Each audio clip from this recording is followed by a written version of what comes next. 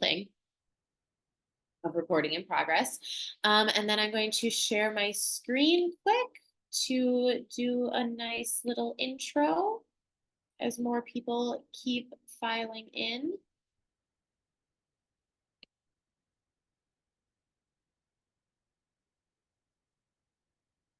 Okay, so thank you all for joining us for another one of our summer reading groups. Today we're here with Dr. Taheen Batterjee, and he has done many reading groups with us. So if you guys have seen him before, yay, Taheen's back. And his reading group this summer is Entrances and Exits, Erotic Ascent and Descent in Plato's Symposium. Our reading groups this summer and the past few summers have been sponsored by the Gladys Kriebel-Delmas Foundation, which gives us a very generous grant to be able to pay our amazing reading group leaders, which they more than deserve. So we absolutely love that. Let me get my computer. There we go. So very quickly, what is SASA? SASA stands for Save Ancient Studies Alliance. We work to promote the study of the ancient world and engagement with our human deeper past, building a grassroots movement through outreach, collaboration, accessibility, and public scholarship. We work towards our goal of inspiring a wide, inclusive community of scholars, learners, and students. So we do this in many ways. SASA has about 15 different teams, including research and open access database, which is a searchable database for people to be able to do their research. We have lots of live streams events like a masterclass this Saturday, and we do Archeo Gaming every weekend. And we also have Archeo Gaming education modules for teachers to use in their classroom and a ton more stuff. So check out our website and all the fun things we have to offer. Where you can find us, you can search Save Ancient Studies Alliance and follow us on basically any platform. We post on Facebook, Instagram, Twitter, and LinkedIn every single day. We stream on Twitch, YouTube, and Facebook. So please follow us there. We have our virtual conference at the end of the month, which is on July 21st and 22nd. It's a Sunday and Monday, and that will be streamed on our YouTube channel in English, Spanish, and Arabic. So please do check that out. You can RSVP on our website. I'll send a link to the events page in a second. Just some protocol for the reading group. Please, if you are comfortable, turn on your cameras. These are meant to be discussion groups, and it is a way better discussion when people have their cameras on and can see each other and see funny facial reactions and talk to each other a little bit more. So if you're comfortable, please turn on your cameras. You're, of course, also welcome to use the raise hand feature and send questions and comments in the chat, or introduce yourself in the chat if you want. We love hearing where people are from and stuff like that, because there's always like people all over the world. Without fail, there's always someone coming at like 2 o'clock in the morning because they're in like Korea or something like that. So that's great to see. Please listen and ask thoughtful questions throughout the session. Again, we're here for you. Taheen has been studying this for years. He already knows about it. He's here for you guys. Please be patient with technology and those administering it. Again, the reading groups and masterclasses are recorded, but only sent to the RSVP list. And of course, have fun. Last but not least, if you like what you see from SASA, we are a relatively small nonprofit that runs pretty much everything on individual grants. So like I said, we got a grant for the reading group project, but if you know anything about grants, it is only specifically used for the reading group project and not for anything else in the organization. So please consider making a donation or becoming a recurring donor. Any amount really helps us so much. And with that, thank you for joining us, and I will hand it over to Taheen. Thanks, Lauren, and hello, everyone. Lauren, I really liked when you said that we are a relatively small nonprofit organization, because remember earlier you used to say we were a really small nonprofit organization. I know. So from really small to relatively small. I'm very proud of the work that Taheen started with us when SASA very first started in 2020. So over the summer of 2020 is when Taheen led his first reading group with us. And at that time, SASA was like 20 people. Now it is much bigger than that. And we have intern cycles every semester and things like that. So it has grown a lot. But I say relatively small just because we are still in no terms a super large NGO either. So yes, no, I agree. I laughed at myself a little bit too.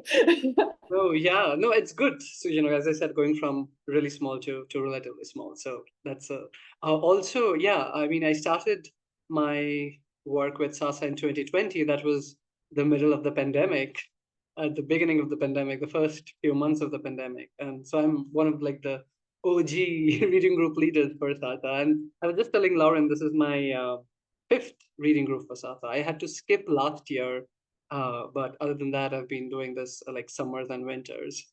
So it's great to be back, and great to be seeing you all. Some old and some familiar names, and some new names as well.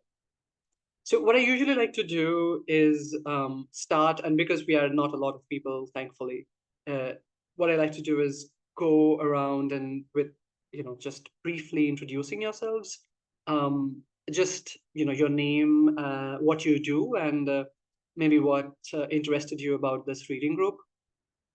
I would encourage you to turn on your audio as well as your videos, if you're comfortable doing that. But if not, you can also type in your introductions on the chat box. So I'll start with myself. I am Tuhin Bhattacharjee. I am a assistant professor in the Department of Philosophy at DePaul University in Chicago. Um, yeah, what else? I mean, the last time I did a reading group at SASA, I was a PhD candidate at New York University. I completed my PhD at NYU last year and joined DePaul University in Chicago.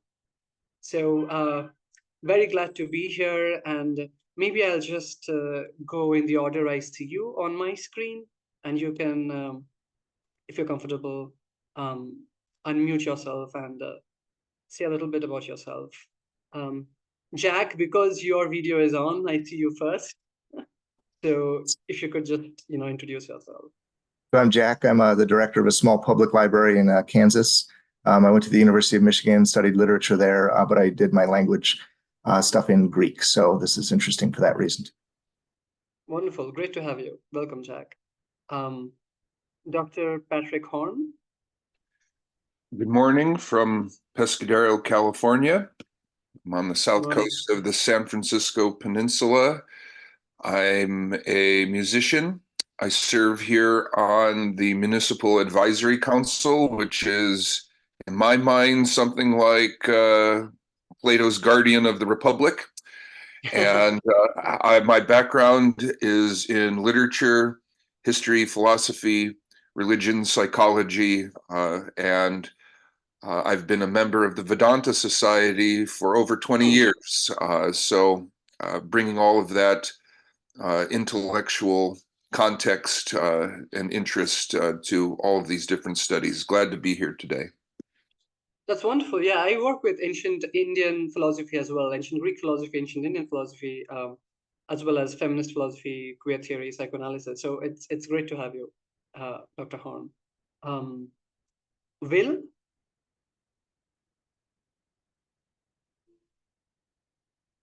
Will, are you here?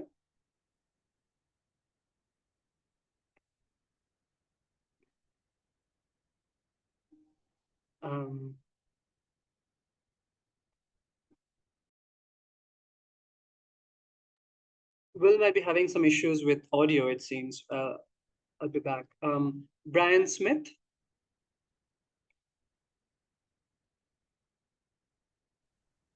Hi, sorry about that.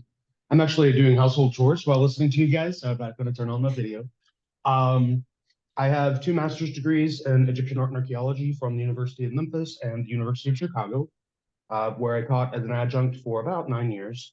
And I recently was a consultant with SASA this past spring on consulting on ancient Egyptian religion for one of the teaching modules that was mentioned earlier before. So I just kind of wanted to see, kind of expand my horizons and see what SASA has to offer. And I'm happy to be here. Thank you very much. Thank you, Brian. You're welcome. There's another Brian, or is it this? Is there another Brian in the room? Hello. Hi. Yes. Hi, Brian. My name is Brian, and I'm very new to SASA, and I really enjoy it. I've been taking a few classes already, And then I saw this class show up, and so yeah, I decided that it was something that I'm very interested in, and I'm really eager to learn. So I just want to thank you for this opportunity to have this available. But yeah, just a little bit about myself. I teach English literature online, and uh, I'm originally from Indiana, and so yeah, happy to be here. Thank you. Thank you. You're welcome, Brian. Very good to have you. Payal? Yeah, hi, Tuhin. I'm happy to be back here. So my name is Payal Dai, and I'm from India. I'm right now doing research, and I'm a research fellow at IIT Dhanbad. And this course, like I'm following Tuhin's courses for last few years, I think, in SASA. And like in generally ancient history, ancient literature interests me, so that's why I'm joined. Thank you. Thank you. Yeah, good to see you back again, Payal. Good to have you back. Fabiana? Fabiana? Hi, everyone. My name is Fabiana. I'm from Texas. I'm always a bit of an outlier in these groups because I didn't study like history or ancient languages as a major. I actually was pre-med and then became a publicist, and I own a PR firm. So y'all are probably like, what the heck are you doing here? And the answer is I've always been interested in these things, even though it wasn't my major. I went to a really small liberal arts university in Texas where our prerequisites were philosophy and religion. Like you had to take philosophy and religion, which is really interesting, again, because I'm in Texas. So we read a lot of, I have a lot of philosophy books and a lot of history books, of course. And so this just felt like a great thing to do when I'm not running a business. That's wonderful, Fabiana. First of all, thanks for joining this group. I think SASA does want to provide a platform where everyone kind of feels comfortable participating, even if they have nothing to do with kind of academia. So, and this is not like a typical class, right? It's more of a laid back, fun kind of conversation about various topics. I'm very, very happy that you're here. Thanks, Fabiana. Thank you. Debraj? Hi, good evening, everybody. My name is Debraj Biswas, and I'm from India. And I have recently finished my master's degree from St. Xavier's College, actually. And I had actually got to know about SASA indirectly through a friend of Professor Tuhin Bhattacharya here. And I think you will recognize him, Agnibha. Yes, so he was the source Of course. from whom, yes, so he was the source from whom I got to know about your this is talk sessions, these reading platforms, and so I got interested in, and because I'm also interested into ancient literature and in general philosophy and classical like texts, so I decided to join in. So, and this is also my first meeting with SASA, or my first joining of with SASA ever. So glad to be here. Thank you. I'm sure this is only the first and not the last. SASA is a wonderful opportunity for taking these. I wouldn't call them classes, but kind of classes. Yeah. So very glad to have you, Debraj. Thanks for joining the group. Ken and Anne.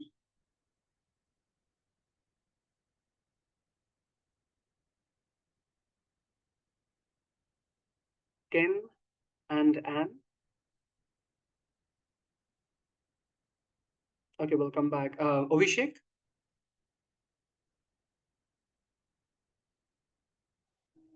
Abhishek. Hi everyone, I'm Abhishek here. Hi Tuhinda. Yeah, so I have known Tuhinda for 9 years because he was my teacher when I was doing my undergraduate. And this is my 4th or 5th meeting with the SASA group, with Tuhinda's SASA group actually. And I'm currently a PhD student. I'm in my first year. And Plato and Symposium are two of my favorite things because on the one hand, I'm doing my PhD on queer theory, and Plato is one of the most interesting scholars on love, and we love love. So we are looking forward to enjoying this group. Hi, everyone. Yeah. Great, Abhishek. It's great to have you back. Thanks for coming, and thanks for being a regular in my reading groups. Okay, Will, is your audio better now?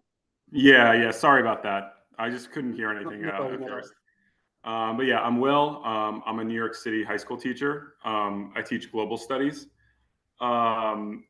This is, I think, my third course through SASA. Obviously, they're really great, just kind of random topics, whatever, kind of interests me, I'll take. My master's is more in Roman studies, but, obviously I'm trying to broaden my horizons. I had read Symposium, I think, in my bachelor's, and I really enjoyed it. It was one of those things that really got me interested in ancient literature. So taking this is kind of just because of that, just want to kind of dive deeper into it and get a little bit more into some of the Greek literature. Thank you, Will. Yeah, I miss New York sometimes. It's been almost a year since I lived in New York, though I really love Chicago. But New York has its own. Okay, great. It's wonderful again to have you all. A very, very warm welcome to all of you again. Okay, so the usual way I start these discussions is by asking for your kind of first impressions of the text. I don't know how far you have been able to read, but whether you've read the text in full or you've just started reading it, whether you're reading it for the first time, whether you're reading Plato for the first time, or if you have read Plato before, you have read the Symposium before, let me know what are your kind of first impressions. And like Pyle, you can use the raise hand feature on Zoom to if you want to say something, and just share your thoughts. Is there anything that you find strange or interesting about this text? If you have read Plato before, is there anything that you find different about this particular dialogue? Let me know. Pyle, go ahead. Yeah, so I haven't finished the whole thing, but I have read a few pages. So what I have noticed is that that is there are hierarchy in the society. Because when I read that what is this guy's name? Aristodemus, I think. Yes, Aristodemus was willing to go with no. Yeah, right. Socrates was going with someone, that is Aristodemus, right? Yeah. So when he was going, Aristotle was saying that he would be happy as Aristodemus's guest. But then Aristodemus said that as he is a more wise person and a more famous philosopher, then he would be more like it would be more convincing if he goes as Socrates' guest. So I felt like there is certain kind of hierarchy that is going on in the society, and that is why some people are invited and like some people are invited and in the party and like for drink party and all these things. So I feel like there is a hierarchy in that kind of society, in ancient society.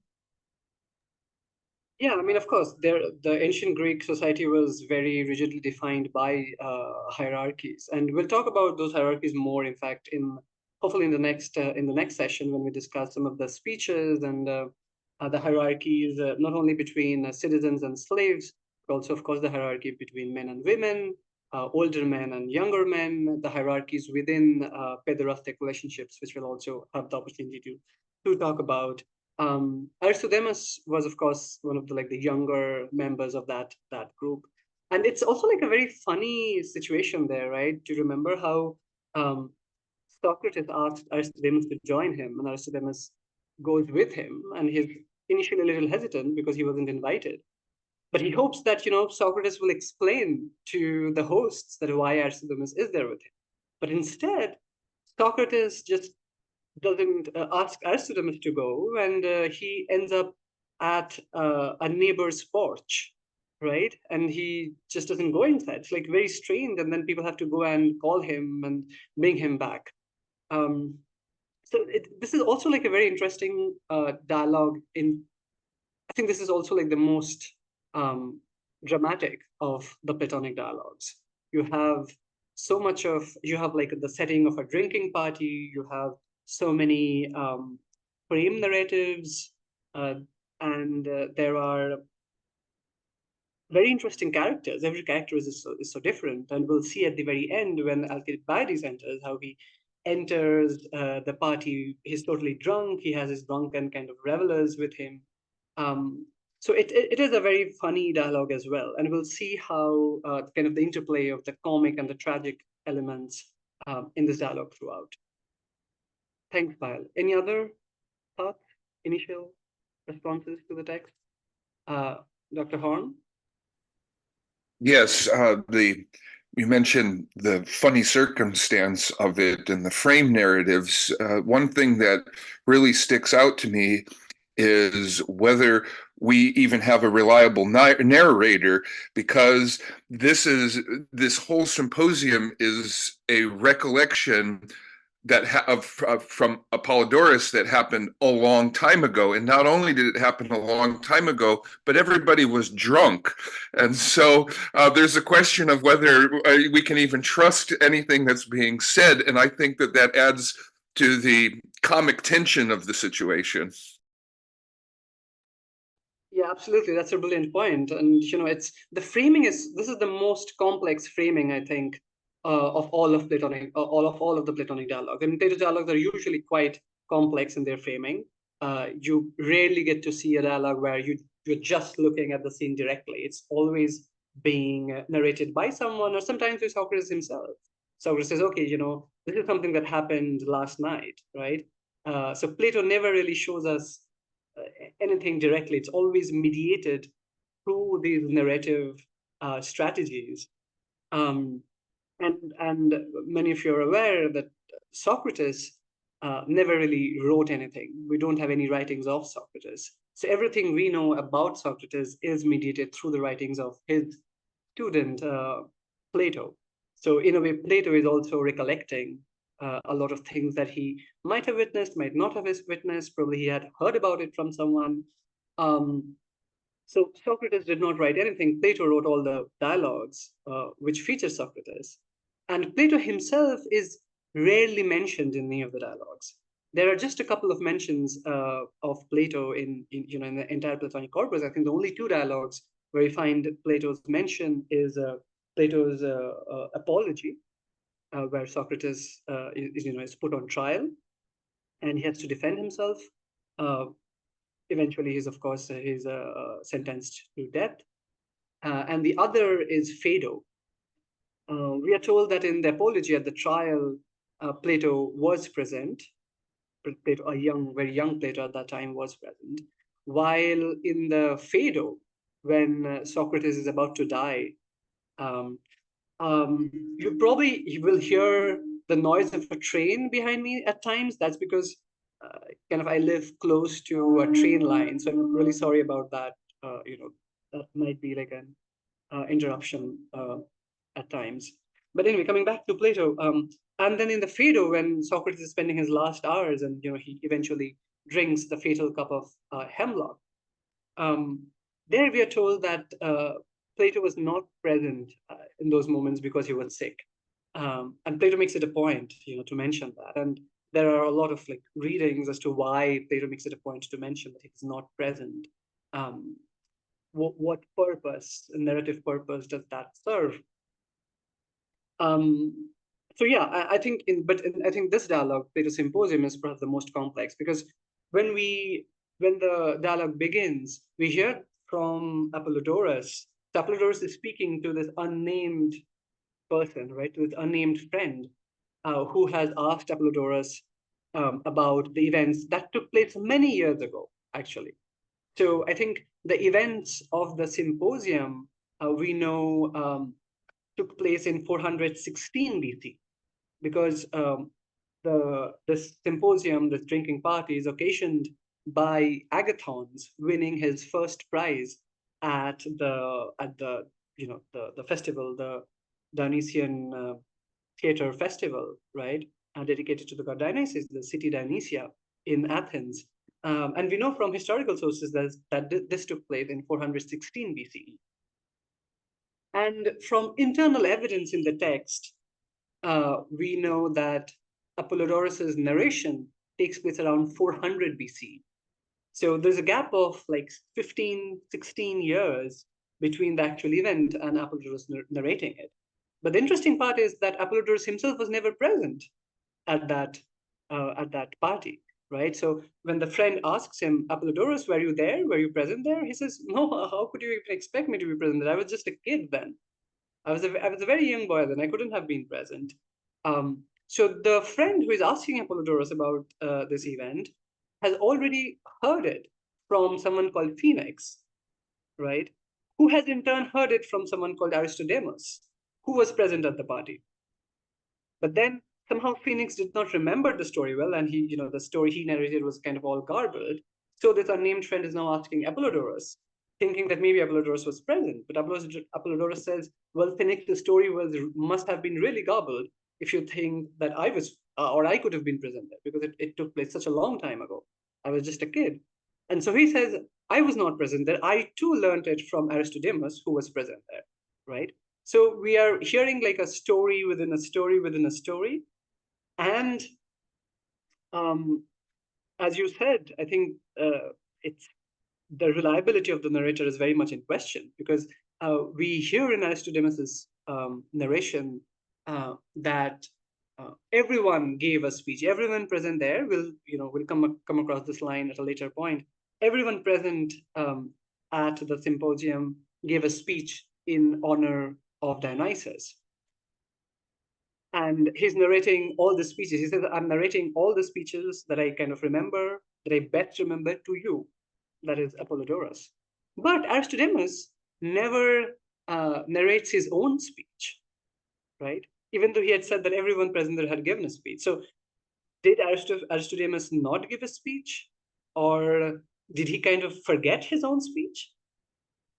And if he forgot his own speech, then how can we trust, that he remembers all the other speeches? And this is also like a question that I would like to ask all of you, especially those who maybe have read the Symposium, or even those who are reading for the first time. Like, why do you think Plato is using such an elaborate and complex narrative device to tell the story? It's like, with those Russian dolls, story within a story within a story. Will?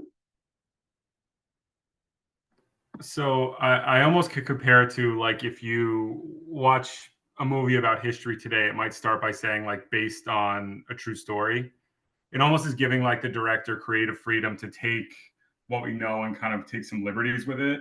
I wonder if by making the story so complex, Plato is allowing himself some room to kind of play around with the story and not need to, maybe the true story wasn't so gripping. You know what I mean? It gives him some creative freedom.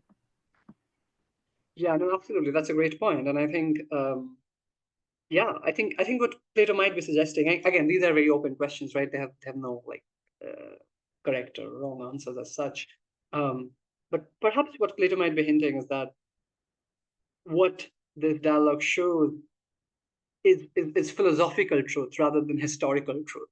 Like it's not really history that he wants to articulate for this dialogue. Dr. Horn again? To me, it seems like this is a story like people tell about fishing trips. They go off to a pond somewhere and they're sitting in a boat and they're drinking a lot of beers and they caught that really big fish. It might have only been, a little 6-inch perch, but they're talking about it like it was, a big 2-foot salmon out in the ocean, and it's a tale that grows in the telling. And this is a kind of exaggeration too, is really consistent with the fact that it's a drinking party. Could you try remembering what happened 15 years ago when you were with a bunch of drunk people? Yeah, that's right. And it's like every time you retell the story, like the exaggeration kind of increases. Like that's how rumors spread, right? Like this is one thing, and then every time you repeat it, it kind of magnifies. So yeah, great point. Fabiana? So I studied communications, and this is relevant because I Yeah, took absolutely. classes on the history of communications, and we talked about, and this is going to be very reductive, but we talked about gossip as a social tool. And when I was reading the text, even though it's very important, the first thing I thought was, oh, this is how like friend groups tell stories, right? Like it's a story within a story within a story. Like when I'm telling someone something I heard from someone else, like, oh, let me tell you this tale of what happened to so and so at this party. It's the same format, right? Like I know what I know based on what this person said. So then everybody inevitably becomes an unreliable narrator because we're telling fragmented pieces of the story we heard from someone else. And so what always strikes me about a lot of these texts is that they're almost like, it's just like a big gossip train in a lot of ways. And even though they talk about very important things, philosophically, it's the same sort of a communication and social tool that we would use today for maybe less important things. Yeah, no, yeah, it's totally like that. It's like, as some of you have said, it's kind of like the spreading of gossip, but it's like philosophical gossip and not just any random gossip. I Right, think right. that's the difference. Payal? Yeah, so I feel like this story within a story kind of narrative frame mimics or reflects Plato's or Socrates' theme of mimesis. That is, the art is like double distance from the truth. So when this narrative is described through mimesis or mimic or like indirect speech, then it reflects that theory of Plato's that theory of arts. I feel like that. So that is why this narrative. Yeah, interesting. But the interesting thing there would be that Plato was usually like very critical of mimesis. I mean, at least in the Republic, we find him being very critical of mimesis. Mimesis is bad because it's like too thrice removed, he says, from the truth, right? But here we have something else, like he is using it, and he uses it all the time. And that is, I think, also something we need to note about Plato. And one thing I always tell my students is that never take Plato at face value, because he might be saying one thing, but there's always something like a kind of a counter strain that's going on in his work. There's always a tension. He might be criticizing poetry in the Republic, but poetry and epic and so on, but in his own philosophy, he is constantly using not even the dialogues, as some like people like Martin Buchner have written books on it, how his own dialogues are like plays, even though on the one hand he doesn't want plays, he doesn't want the poet in his ideal Republic. Dr. Hahn talked about irony, double meaning, deeper meaning, that is usually the opposite of the surface meaning. Absolutely. I think there's always a tension between the surface and what's going on and at the deeper level in Plato. Okay. Okay. Yeah, Pal, go Yes. ahead. Can I say? Yeah. So as you were saying that there is always a contrast between what he is preaching and what he is practicing. So can it be the case that Plato deliberately uses this mimic kind of mimesis kind of form, narrative form, because when he is putting down, let's say Socrates' words, then he is making it a dialogue, and the dialogue is a very essence of drama, right? So it's the art form. So that is why maybe he is making this method, he's putting this method deliberately to make it an art form. Can it be the case?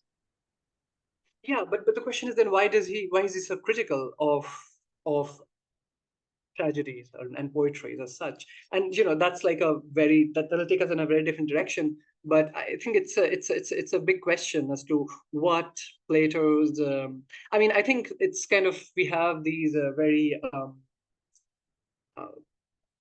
reductive ideas about Plato being, entirely like against poetry or against tragedy. But I think if you read, all his dialogues closely, that the texts are far more complicated than that. It's never quite clear what his, position is on poetry as such. He is certainly critical of a certain kind of mimesis, but I think he's not against mimesis as such, and his dialogues are themselves a reflection of that.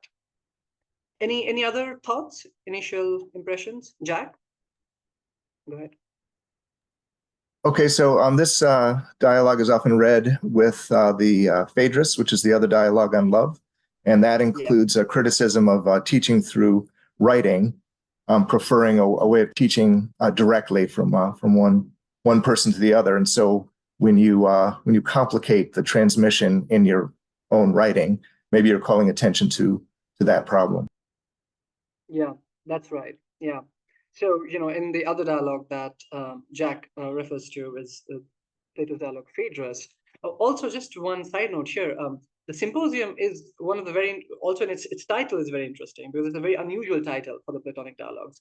Most of Plato's dialogues are either named after the interlocutor. So Phaedrus, for instance, Phaedrus is the person that Socrates is talking to in the dialogue. You have dialogues like Phaedo, Meno, Gorgias, Protagoras, and so on.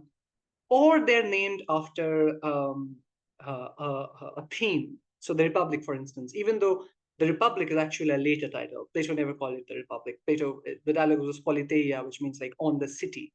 It was, but again, like the city is the theme. Then you have the dialogue called Laws. Symposium is the only dialogue that's named after an event or like a setting, right? The word symposium itself means a drinking party. I'll come back to that, but yes, you're right, Jack. I think there's always there is definitely this tension, and because Plato is in the Phaedrus, it seems the Socrates there is very critical of writing, and here we have dialogues, but they're still in writing. Very pointing towards the tension, Jack. Am I right? Yeah, I would say it's a tension, exactly. Yeah, thank you. Yeah, Brian Smith.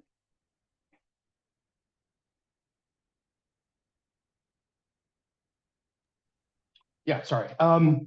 Yeah, I actually agree with Jack as well. I haven't read Symposium since I was in Greek literature as an undergrad, so many years ago. So I'm really glad to be able to read the text again. I find it interesting that it seems to be a common trope. I agree with Jack that a lot of these stories that are told and retold are actually didactic in order to help the literacy of older generations to younger generations, as well as passing down legitimacy of historic events. We have several examples of these in ancient Egypt, where you have a story within a story. Some of them are fantastical, and some of them are actually historical, like the tales of Wenamun during the first millennium BC. Egypt had lost its power, and so there's a story of a sailor, a tradesman from the temple of Amun in Luxor, who goes to Lebanon to trade for cedar, which is needed by the temple. But he is recounting a story that he had heard from somebody else. And so it can be literary in some cases, and I don't need to get off topic by talking about Egypt because I tend to do that. But also sometimes it can be historical or pseudo-historical. We do have many excerpts from the various works of literature, which unfortunately many of them are not complete, being used as didactic literature or as examples of how to teach grammar. We have scraps of papyri and potsherds where the student is writing in hieratic, the cursive hand script of the Egyptian language, and above it you have a redaction in red by the instructor. So there's definitely an element of passing on knowledge, whether it is literary in nature or historic in nature. No, thank you. And I think the idea of history, the way we understand it, is largely a very modern kind of post-Enlightenment history as a discipline with the kind of this rational narration, of events caused by causality, is a very modern idea, and we have people who we call historians even earlier. For instance, Herodotus, for instance, his histories are strange. I mean, again, like a lot of it is based on hearsay, like the tales told by travelers when they return. And Herodotus has these stories about India, for instance, about these rivers overflowing with gold, and these ants the size of dogs, these gold digging ants the size of dogs. So these are, of course, very exaggerated tales, and as you said, I think rightly, like pseudo historical or kind of proto historical sources. And Plato is kind of playing with all of these different traditions, because he's kind of the originator of the dialogue form in philosophy. We don't really have philosophy being told in the form of dialogue before Plato. And philosophy itself is kind of a discipline, emerging discipline. It's being defined in its proper, like the way we understand philosophy today. It's being kind of articulated for the first time by Plato himself, even though we have philosophical texts, of course, before him as well, the pre-Socratics, for instance. Brian, did you want to add something? Is that your hand from earlier?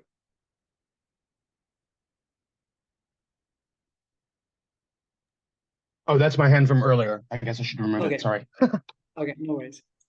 Abhishek? Yes. I wonder whether Plato is deploying the drinking game structure to sort of give Socrates more legitimacy as a philosopher, because I think somewhere someone mentions in the text that no one has seen Socrates drunk ever. And this is a drinking game. So people are supposed to get drunk and lose inhibitions. So if Socrates never drinks and he never loses control, then he is the most logical and thoughtful and composed person. Wouldn't that be a good way to be presented as a philosopher? So yeah. Oh yeah, totally. I mean, he's always presented as this kind of almost like a stoic figure, right? He walks barefoot, right? He's ugly also. Like we are told repeatedly, like he's ugly. He as far as his like external looks are concerned, he's really ugly. He doesn't look good, but he has a beautiful soul. Like that's the contrast that Plato really kind of builds on, and this contrast between appearance and reality as such as well, which we'll see also, I think, again later. So he's ugly, he walks barefoot, he doesn't get drunk, and he has full control over his own emotions and erotic inclinations as well. And we'll see this, even though he's totally in love with Alcibiades, as we'll see at the very end of the dialogue. Alcibiades accuses him of not responding to his love. Like he's someone who's totally in control. And here I think it's important to mention the Greek ideal of sophrosune. I'll come back to this again next class. Sophrosune, I'm typing it in on chat, which sophrosune is the ideal of temperance or moderation, or even like kind of self-control, an ideal that was valorized by the Greeks, especially during this time, and definitely by Plato. So yeah, he's definitely playing on this contrast, because everyone else, as we'll see, promises, okay, let us promise that we'll not get drunk today, right? That's the promise with which they start their speeches. But at the end, by the time it's kind of like midnight or way past midnight, everyone is drunk except Socrates, who drinks. The important point is that he drinks. It's not like he refuses drink. He drinks, but he doesn't get drunk, right? That's the kind of the very point of his character. Dr. Hor? This is in very interesting direction, this contrast between appearances and reality, and what people are saying versus what they're doing. And it even makes, since we brought in the Phaedrus dialogue, it even makes me think that they go off to the forest and Socrates finally indulges his beloved, has to do so wearing a bag over his head, so he's not looking at it, and so it doesn't really exist for him. And so this idea of constructing the philosopher and the ideal master, oh, he doesn't get drunk, he doesn't indulge in erotic desires unless he's got a bag over his head. We don't know, if how he really was. There's so much uncertainty from all of this gossip chain and unreliable narrator, which reflects that idea that Plato proposes of the problem with mimesis and poetry. It's a very interesting way of communicating it without actually saying it directly, but actually showing it. Yeah, Pyle says he doesn't even take baths daily. Well, forget daily. Like, I don't think he is usually someone who doesn't take a shower, like who doesn't bathe. But Patrick, yeah, absolutely. I think you mentioned the Phaedrus, where of course, like I think that's the only dialogue where he steps out of the city, like into the forest. And Phaedrus asks him, Socrates, like, why don't you do this more often? Why don't you come to the forest more often? And Socrates says, well, there is no one to talk to there, right? And his philosophy is entirely about dialogue, right? I think the point he's trying to make is that philosophy is not about like distant contemplation. It's not about going to a mountain and, I don't know, meditating, and it's not about that. It's always something that you do in the world, with the world, in constant interaction with people. And I think a later philosopher wrote about Socrates, that Socrates was the first philosopher who brought philosophy down from the heavens into the cities of men. So there is kind of this bringing philosophy down from contemplation, from abstraction to the realm of ethics, like to the realm that matters to us. Many of his dialogues are about ethics. This one is about love and the lover and beauty and so on. Yeah, okay, all great. But just a couple of things I think that we in the time we have. So the word for many of you, I'm assuming, know this, but for those who don't, the word symposium, I'm typing this in the chat, comes from the Greek word sumpino. Sum means together, pino means to drink. So symposium literally means drinking together, or a place where you drink together. Because some of you are from India, and I'm also from India originally. So there are actually the Simpino, the word is very similar to Sanskrit, or some of the words have Sanskrit cognates as well. So the sum is the Sanskrit sama, right? Samavad, sama means again together, right? It's the same word. So in Greek it's sum, in Sanskrit it's sam, and pino is Greek to drink.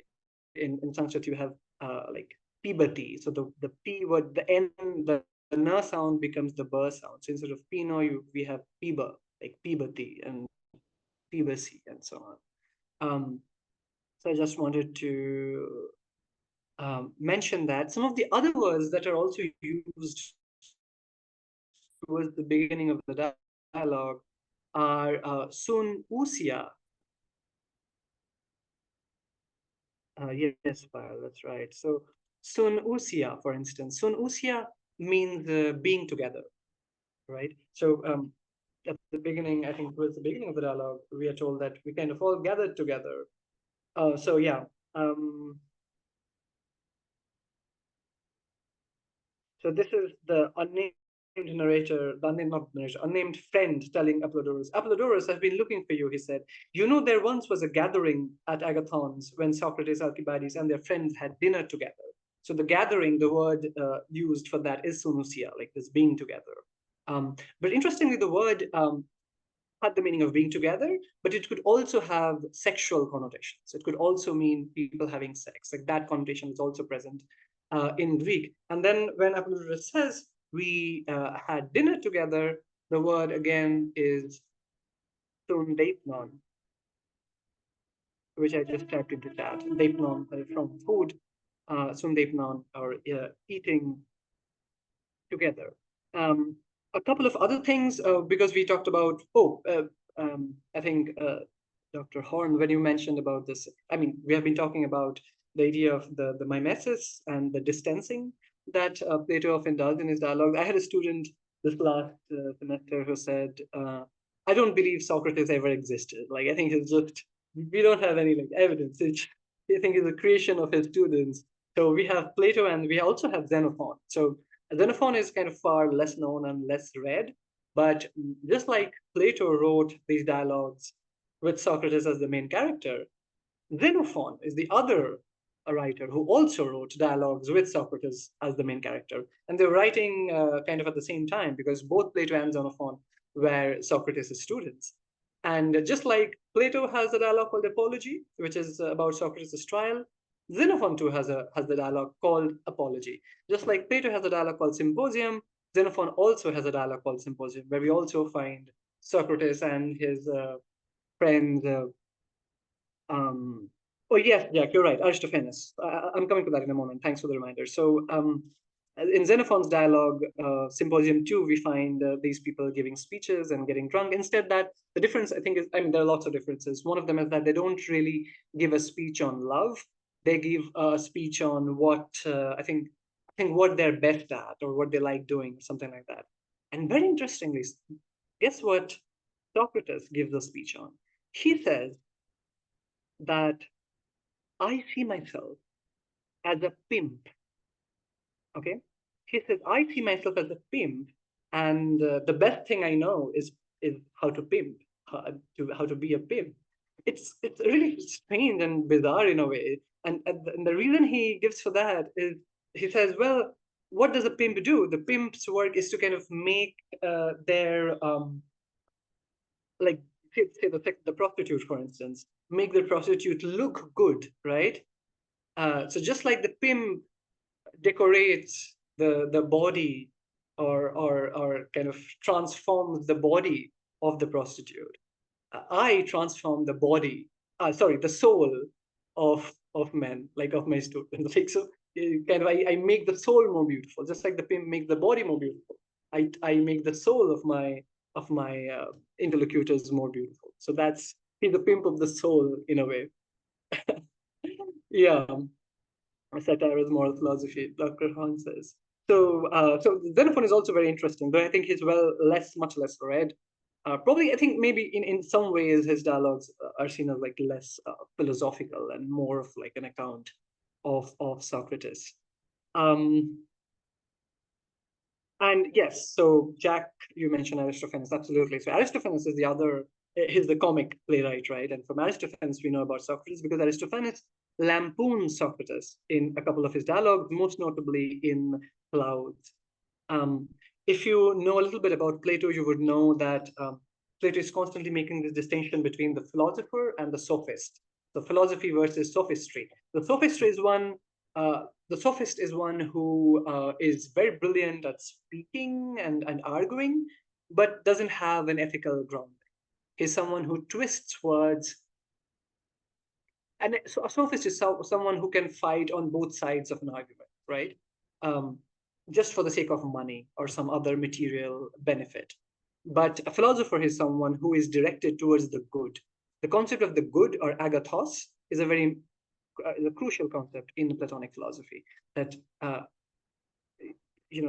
task of philosophy is the purpose of philosophy is to orient the soul towards the good, and the good is primarily like an ethical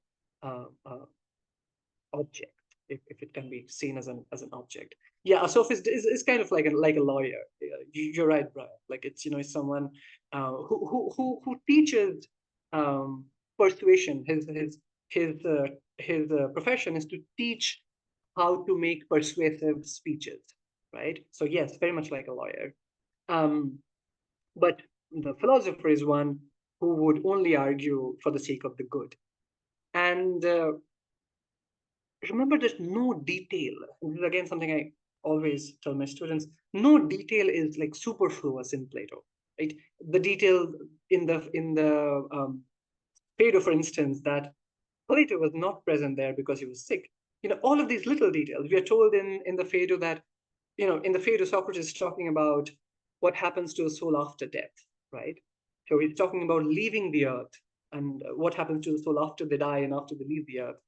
And Plato tells us that when Socrates was beginning to make this speech about leaving the earth, he sat, he was, I think he was like kind of lying down, and he sat up on his seat and put both his feet on the earth while speaking about leaving the earth and dying, right? So again, going back to this tension that we constantly see in Plato, right? There is kind of one surface level narrative that's going on, but there's something that's always something else, a kind of counter narrative that's always kind of interrogating that dominant narrative.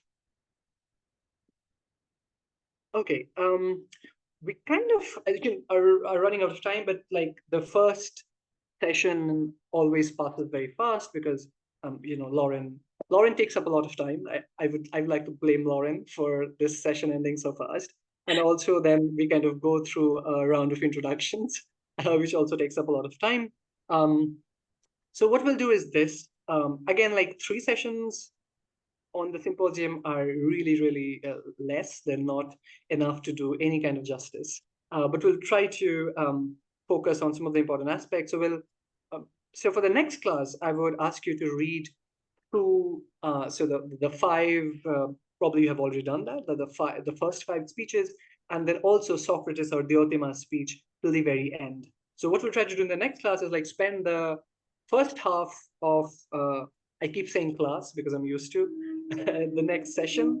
The first half will spend discussing like just a few points about the framing, few more further points about the framing, and then we'll kind of run through the first 5 dialogues because we don't have a lot of time in the first half, and then in the second half we'll discuss Diotima's and Socrates' speech. I would just end by drawing your attention to one thing, like the first couple of lines in the dialogue. When so the first couple of lines go thus. So Apollodorus says, in fact, your question does not find me unprepared. Just the other day, as it happens, I was walking to the city from my home in Phaleron when a man I know who was making his way behind me saw me and called from a distance. Okay, so Phaleron was actually the old port of Athens, the old seaport of Athens, which had been, kind of replaced with Piraeus. Piraeus, which we hear about in the other Platonic dialogue, especially in the Republic, was the new port at the time, while Phalerum was the old port. And it's really interesting that this dialogue begins with Apollodorus leaving the port and coming up to the city, right? And the word he uses is anemi, means I was kind of ascending. I was going up to town the other day from my house in Phalerum, right? And as I said, no detail is insignificant in Plato, because this going up and going down is a significant motive in many of Plato's dialogues, and most especially in the Republic. The very first sentence of the Republic is, I went down yesterday to the Piraeus. Piraeus is the new port. Went down is kata ben, right? So there we find Socrates going down into the port and then moving up. And while he's moving up and coming back from the depths of the port into the cities, ascending into the city, that the dialogue takes place. And we see something similar happening, right? And this metaphor of descending and ascending runs through Plato's Republic, for instance. The prisoner who is down in the cave, remember, in the cave allegory, and the prisoner is freed and he goes up, he ascends the cave, and he comes out on the top, and then but the cave allegory does not end there. The prisoner, the freed prisoner, who is now the philosopher, must always go back down into the cave to free the other prisoners. So the theme of ascent and descent is very crucial. We also find it in at the very end of Plato's Republic, where this person called this warrior called who has died, goes into the underworld and then comes back, right? He's revived, he comes back. So this ascent and descent is a very important theme in Plato, and here too we see that being announced at the very beginning of the symposium. which is very apt because I think the main theme of the symposium is, as we'll see, the ascent of the lover to the ladder of love, right? From the beauty the lover sees in single individual bodies to appreciating beauty itself, beauty as such, the form of beauty. So this ascent of the lover is announced at the very beginning of the dialogue through Apollodorus's ascent from the port into the city.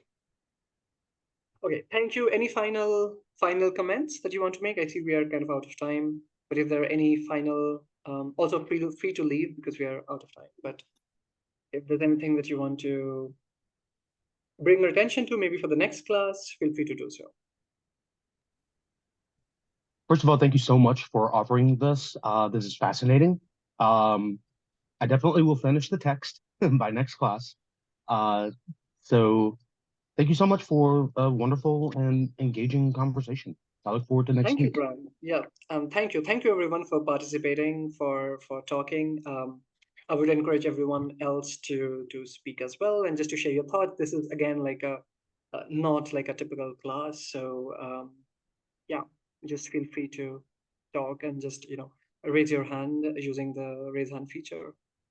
Thank you, everyone. This was great, and thank you for participating. I really enjoyed this conversation, and I greatly look forward to seeing you again next week. Have a wonderful week.